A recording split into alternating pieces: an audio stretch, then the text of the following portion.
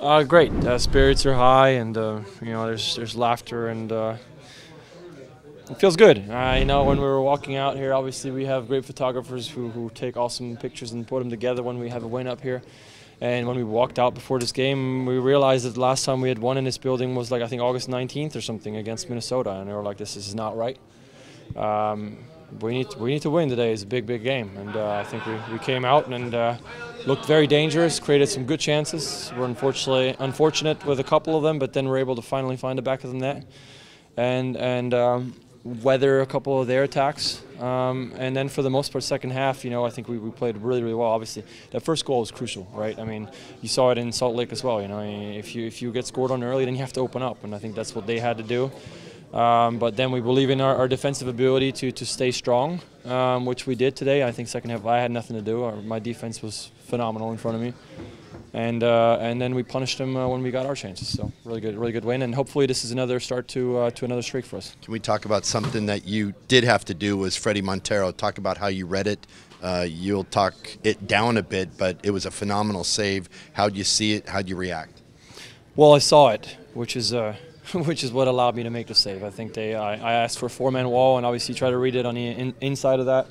And I think Bolaño stepped into it, and thankfully he left a small gap between our wall and himself, and so I was able to see it, because I mean that's crucial for a goalkeeper, for being able to react before the ball crosses the wall, and actually you start reacting when the guy hits it, right? So and then just try to work on. I mean, this is what we do on a daily basis: work on our footwork, on our basics, and I think that's the foundation of getting to saves, is having a solid foundation and a solid footwork. And I think that's, in the end, I didn't have to actually dive too much because my feet were able to get me there. So happy with it. But like I said, it's the only thing I had to do, and it's my job. So. Just kind of talk us through what are the mechanics of when you see the ball, it's struck, you knew where it was going. Is that instinctual for you at this point? Are there things you look for? I think it turns into instinct after you've done it a million times. There's different techniques of getting over there, right? I mean, the fastest way to get over there is a crossover step, but sometimes you just simply don't have the time to do that. So you got to do one quick shuffle to try to get over, and I think that's what I ended up doing today. But you don't really have any time to think about that. That's just you've seen that ball before. You gauge where can I intercept it. Obviously, it has to happen before the line, and then I think I've grown fond of using my left hand on a high left ball, because I think the save I made in MLS Cup is a perfect example of it. I think if I go with my right hand on that, I simply don't have the strength to keep that out, and because it's easier if you have your lower hand, to really push against that ball. And today it was the same thing. I think he hit it with some venom, but it allowed me to put a solid head onto it, and thankfully hit it off the crossbar. So. It's hard to compare because one's open play and the other is off of a free kick. Schmetzer said this one was better than that one. Can you instinctively know which one was tougher for you to get to? No, I can't. I would say the other one was the bigger one because it's in the final and it has more weight, right?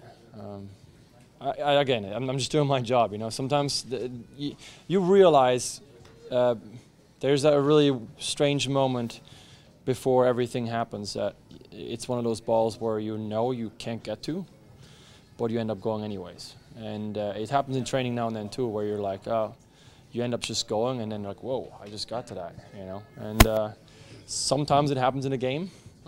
Those two saves are probably saves that I had that initial feeling, but somehow something pushes you on where you end up going anyways, and somehow you get to it. What's that moment like? I mean, a lot of athletes talk about how it feels like everything slows down, everything goes quiet. Is that sort of the mentality as an athlete in that moment? No, I think it's an instinct. Unfortunately, nothing slows down there. You just end up going. And that's the really weird part, because you also have in training very frustrating moments, and sometimes even in games where you see a ball and you freeze, and then as the ball passes, you're like, God, why didn't I go for it? At least to really assure yourself, well, I couldn't get there. I think it's a philosophy of goalkeepers to try your best at all times and prove almost that there's no way you could have gotten to it because you don't go. You always leave that little room of doubt of, well, who knows? What if he would have gone, right? Yeah, exactly. So if you go and clearly you couldn't get there, then fair enough. But sometimes you may surprise yourself. Coach said that you're now tied with Casey Keller for 11 clean sheets on the season. Do you have any thoughts about that and tying him with the club record? So it's a huge, tremendous honor. I mean, he's a fantastic goalkeeper who's had a tremendous career. I think a career that is impossible to emulate even. I mean, as a still playing goalkeeper, that's what you're striving for, that excellence that he had all the way until a very, very late age, which is very, very impressive. So an honor for me. Hopefully I can get one more or a couple more, but like I said, it's really nice to be in the company of those legends.